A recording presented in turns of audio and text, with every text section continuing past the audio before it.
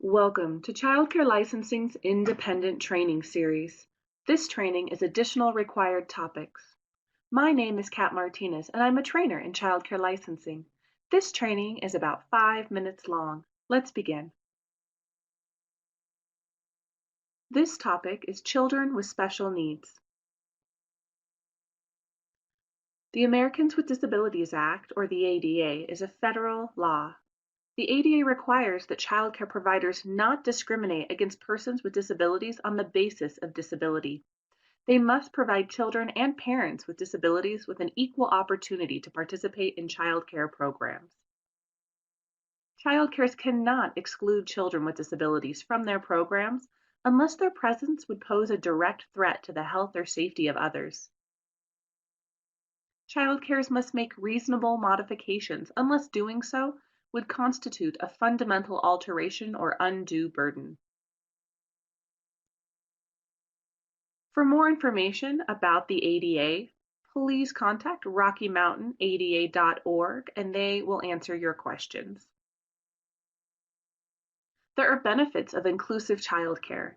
Inclusive childcare can be beneficial both for the child with a special need and more typical children in an inclusive classroom.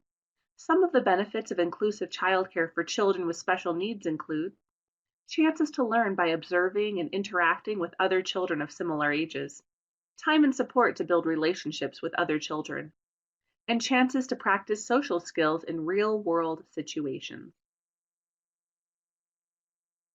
Some of the benefits of inclusive childcare for children with special needs also includes exposure to a wider variety of challenging activities, opportunities to learn at their own pace in a supportive environment, and chances to build relationships with caring adults other than parents.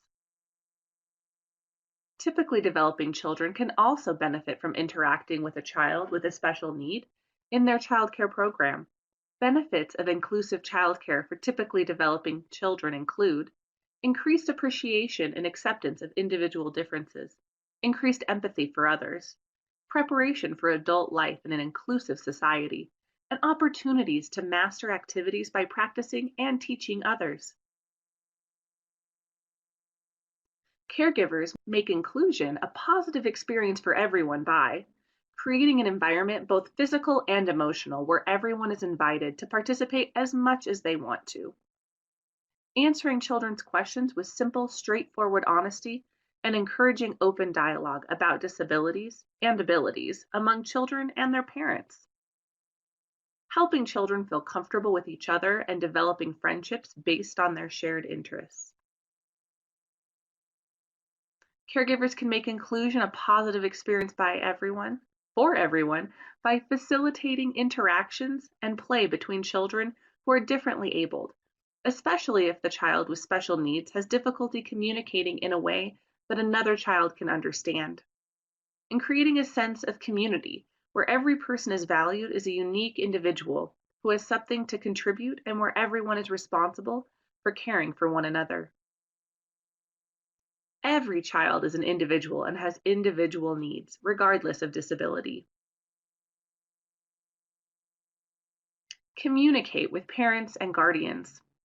Start with language, from the diagnosis to whether a family prefers the label disability or special needs, to how they talk about adaptive equipment.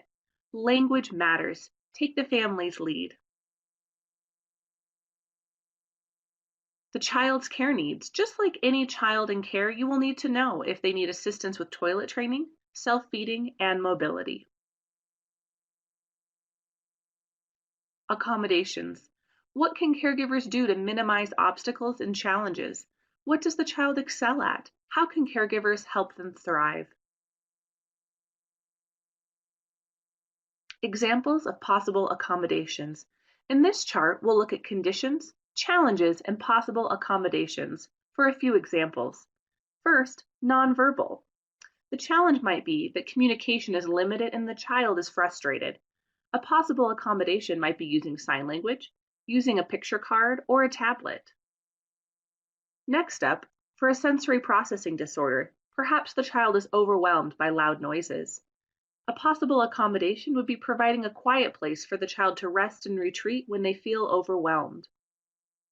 Next up, for the condition cerebral palsy, the challenge may be that the child is stiff and lacks balance and coordination.